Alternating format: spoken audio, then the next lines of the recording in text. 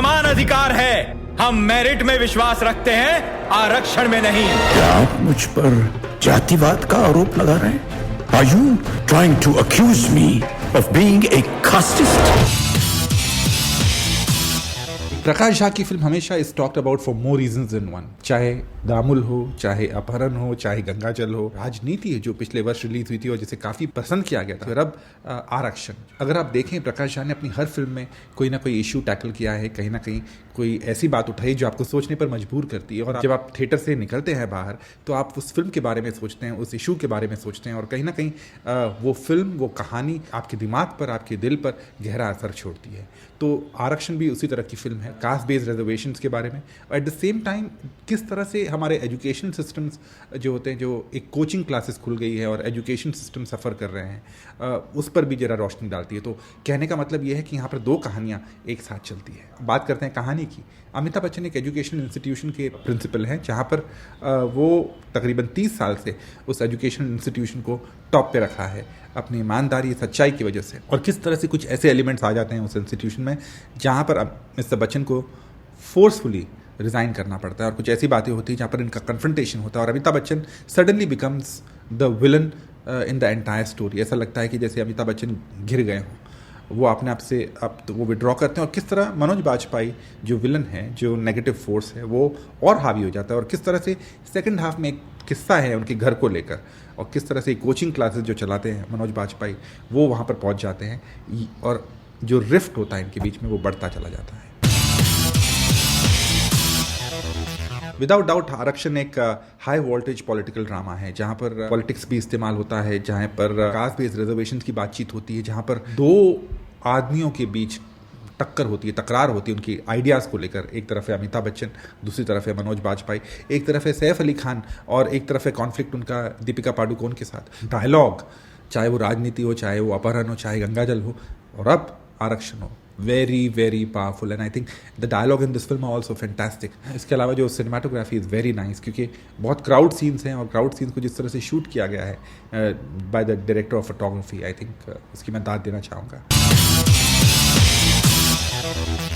जैसा कि मैंने कहा, इस फिल्म का ड्रॉबैक है इसका सेकंड हाफ। ड्रामा है सेकंड हाफ में, बट जिस तरह से ये कहानी खींची गई है, जो बात शॉर्ट में कही जा सकती थी, ब्रीफ में कही जा सकती थी, उससे ज़्यादा खींचा गया। ये फिल्म की जो रनिंग टाइम है वो है तकरीबन 2 घंटे 45 मिनट, और ये कहीं ना कहीं दर्शक पर भारी पड़ता है। जैसा कि मैंने कहा, ड्रामा हमेशा से प्रकाश झा की जीत रही है, बहुत ही स्ट्रॉन्ग पॉइंट रहा है। और इस फिल्म में भी अगर आप देखें, चाहे उनकी पिछली फिल्मों की तरह, कन्फ्रंटेशन सीन्स लाजवाब हैं। इनफैक्ट ड्रामा में मैं कहूँगा ऐसे बहुत कम फिल्म मेकर्स रह गए हैं जो इतने पावरफुल सीक्वेंसेस लिखते हैं। इस बार उनकी लिखाई है विद अंजुम रजब अली, और एट द सेम टाइम उतने ही पावरफुल और उतने ही कन्विंसिंग तरीके से उसे एग्जीक्यूट करते हैं, उसे पर्दे पर दर्शाते हैं। इस फिल्म में ऑफकोर्स कहानी का भार अमिताभ बच्चन के मजबूत कंधों पे रखा गया है, and I think he passes out with distinction marks. Mister Bachchan को हमने पहले भी प्रिंसिपल का रोल अदा करते देखा है फिल्म मोहब्बतें में, and I think in this film too he delivers a super performance. Manoj Bajpayee है, ही इज़ फैंटास्टिक। इनफैक्ट राजनीति में भी अगर आपको याद हो तो करारा जवाब दूंगा, और जिस तरह से उन्होंने इस पात्र को बताया, दर्शाया था राजनीति में, वो काबिल तारीफ़ था। इस फिल्म में भी हंसते हंसते वो अपनी बात कह जाते हैं, और उस हंसी में इतनी कड़वाहट होती है, ऐसा लगता है जैसे चीर दिया हो किसी आदमी को।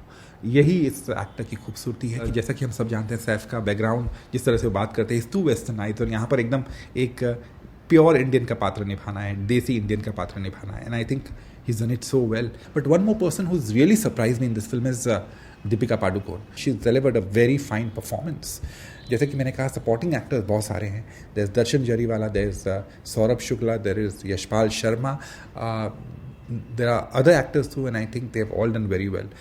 हेमा मालिनी फिल्म के एंड क्लाइमैक्स में आती हैं, and I think एक सीन के लिए she is quite graceful.